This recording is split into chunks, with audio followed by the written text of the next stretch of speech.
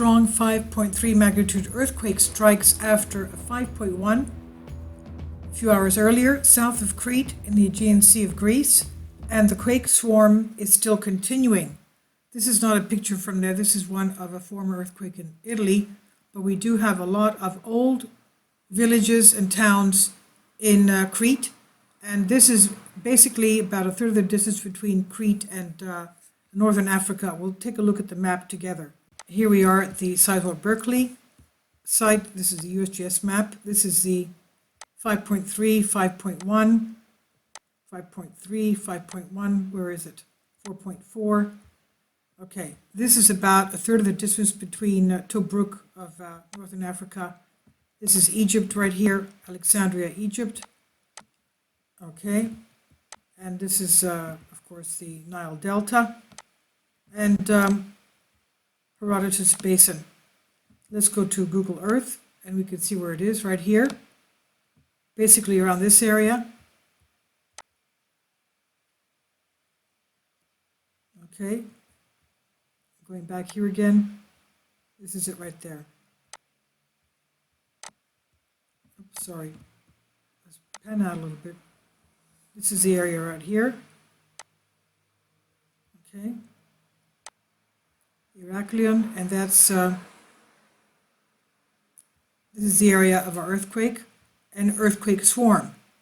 And as we know, these are, of course, this is a subduction zone, the African plate subducting and hitting the Eurasian plate right here, and this is our area. Yerapetra is the southern area, and this is our area right here, The Mediterranean region, seismically active due to northward convergence, 4 to 10 millimeters a year of the African plate with respect to the Eurasian plate, along a complex plate boundary. The convergence began about 50 million years ago, associated with the closure of the Tethys Sea, the today Mediterranean Sea. And the highest rates of seismicity in the Mediterranean region found in the Hellenic subduction arc, which is right here, of southern Greece, along with the North Anatolian fault zone, which is right here in Turkey, and the Calabrian subduction zone right here of southern Italy. Local high rates of conversion of the Hellenic subduction zone, 35 millimeters per year, associated with back arc spreading throughout Greece and western Turkey above the subducting Mediterranean oceanic crust. Crustal normal faulting throughout this region is a manifestation of extension tectonics associated with back arc spreading. The region of the Marianas Sea, which is around here, transition zone between extensional regime to the west, and the strike slip regime North Anatolian fault right here to the east. The North Anatolian fault accommodate much of the right lateral horizontal motion, 23 to 24 millimeters per year between Anatolian microplate and the Eurasian plate, as the Anatolian microplate is being pushed west to further accommodate the closure of the Mediterranean Sea, caused by the collision of the African and Arabian plates, African plate, Arabian plate, as you can see here. In southeast Turkey, subduction of the Mediterranean seafloor beneath the Tyrrhenian Sea and the Calabrian subduction zones of Italy causes a significant zone of seismicity around Sicily and southern Italy, and active volcanoes are located above intermediate depth earthquakes in the Cyclades and the Aegean Sea and in southern Italy. We've had some big earthquakes, 1903, magnitude 8.2 Kythera earthquakes. As we know, Kythera is between the Peloponnese and, or I think this is it right here, Kythera and Crete. Where are we? That must be it right there. Antikythera. Okay, Kythera, that's Kythera, Antikythera. That's where the Antikythera device was found. That celestial device, celestial computer, the ancient computer, right here. Okay, so that's it between, you can see right there, our subduction area. And that's where the 8.2 earthquake happened in 1903. And the 1926 7.8 in Rhodes earthquakes, the largest recorded Mediterranean quakes, both of which are associated with subduction zone tectonics.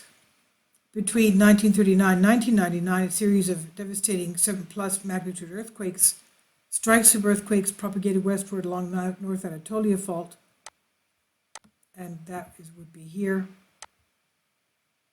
North Anatolia Fault. You can even see the line right there on Google Earth. You can see the line right there. That's the fault going right down there into Athens. That's Athens right there. Okay, that's the Anatolia Fault. And the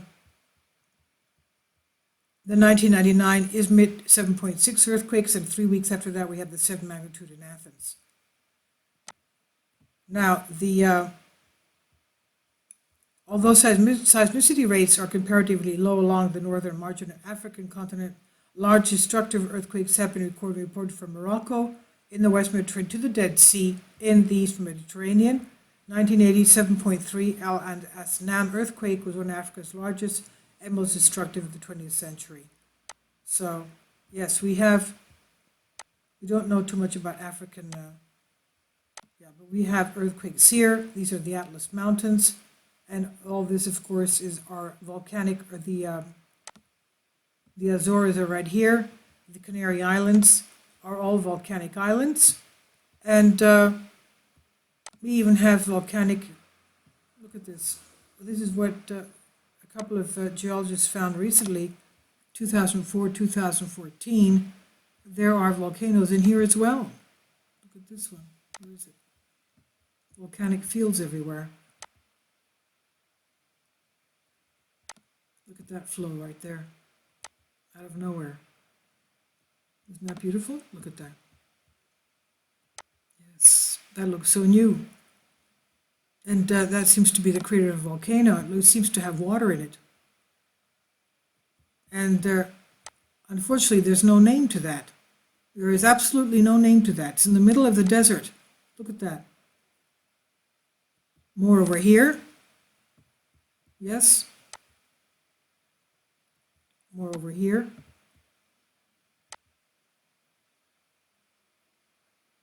And you can see the lava flows right there.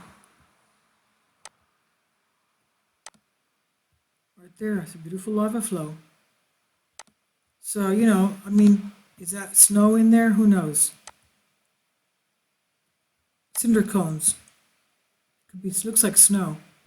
Cinder cones. And what's the, let's just out of curiosity see how that far, yeah. That's about we're at a height of about 380 meters. That looks like snow in there. Anyway, you can understand that there's a lot of volcanoes in that area, especially in the desert where nobody lives. And if something takes place, nobody would even know it, I guess. Yes. And that's the southern border of Libya. And there's more here in southern Egypt. Now, why am I going into Egypt instead of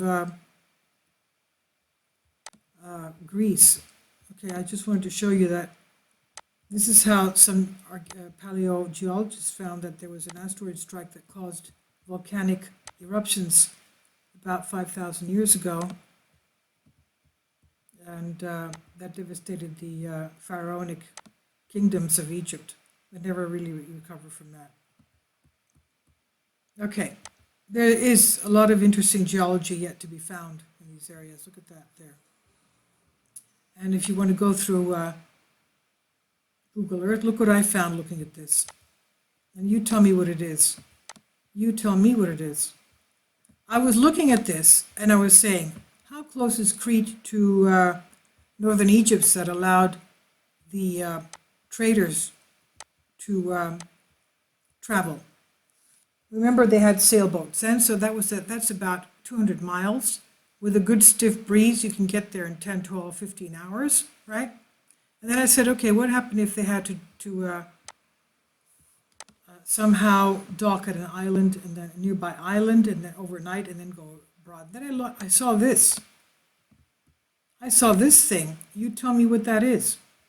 The Vatos Seamount on the Herodotus ridge of the Mediterranean Sea. Look at the structure of that.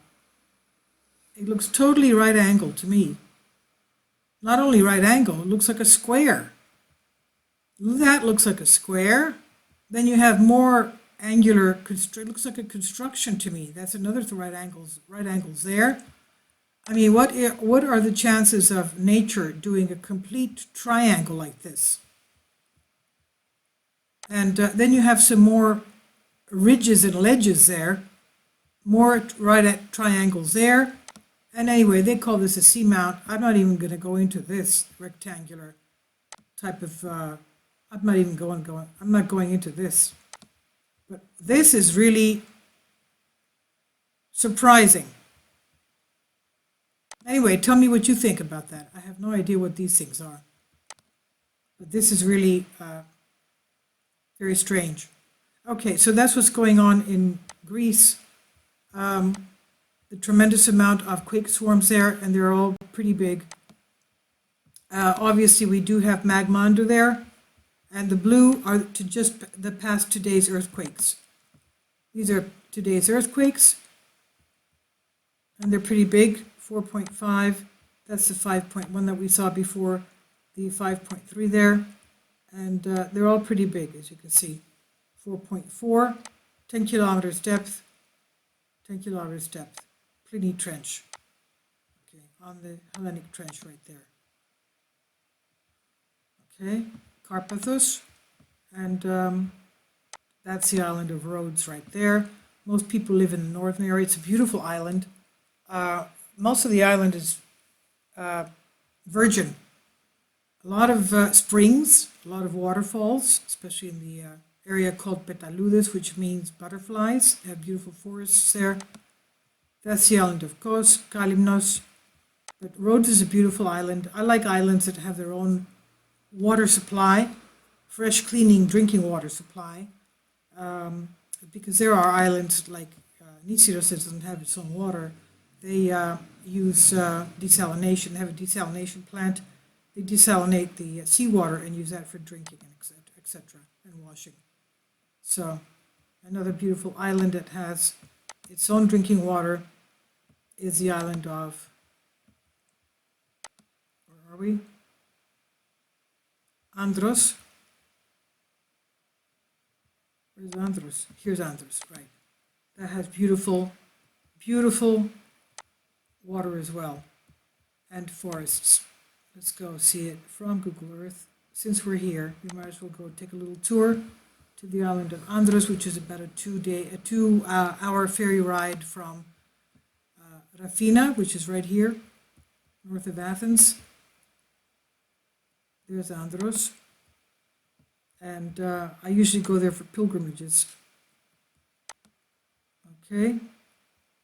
And it's got beautiful spring waters and forests as well. And where should we go? Let's go to Gavrio. That's where the port is, in Gavrio. And okay, some of these areas, let's go to Hora. Where's Hora? Hora, you usually take an hour ride to go from Gavrio to Hora. And where is it? It's got beautiful bays. There's Andros right there, Hora, right there. Beautiful bays everywhere. If it's windy on the west side, you can always go swimming on the east side. If it's windy on the east side, you can always find beautiful bays to swim at on the west side. Let's go to Batsi, on a beautiful beach. Let's go swimming at a beautiful beach in the Batsi. There's a lot of hotels there. Let's go to this one here. We don't want to go to a very busy hotel. Let's go to this little bay over here. And the water is beautiful and clean. You can see all the beautiful slopes. And these were from antiquity made into ledges so that the rainwater would hold. Okay, that's a beautiful area to go swimming. Let's go swimming there. Let's go. Okay, we're going to go swimming early in the morning, so we don't need an umbrella.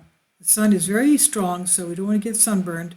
You can get sunburned to a crisp if you're not very careful, so let's not do that. Okay, there we are. Eye view. This looks to be a winter winter colors. And that's it. We'll go down the steps right here. We'll go down these steps. There's nobody there. The beach is all ours. Stivati Beach. We're going to Stivati Beach, you guys. We're going to Stivati Beach. We're going to go down there, and let's go there. Let's go there. We'll leave our little things there, and we've got our bathing suits on, and it's not very deep, and it's beautiful. Beautiful, clean water. It's winter, but that's okay. So you take care. Don't go too deep now. And have a good time swimming in this beautiful beach in Andros. Right off the road, but that's okay. Not to worry. People aren't going to be staring at us. We'll be just having some fun on that beach. Okay. So I'll leave links below for you. Thank you.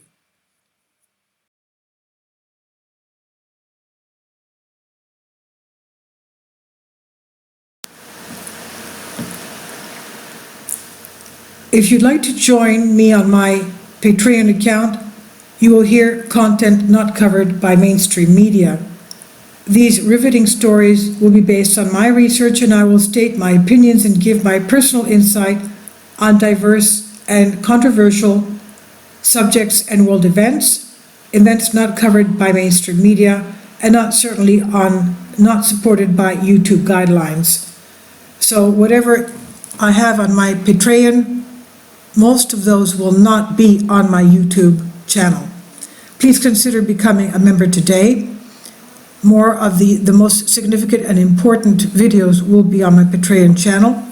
Your support helps me to continue my research and keeps this YouTube channel alive.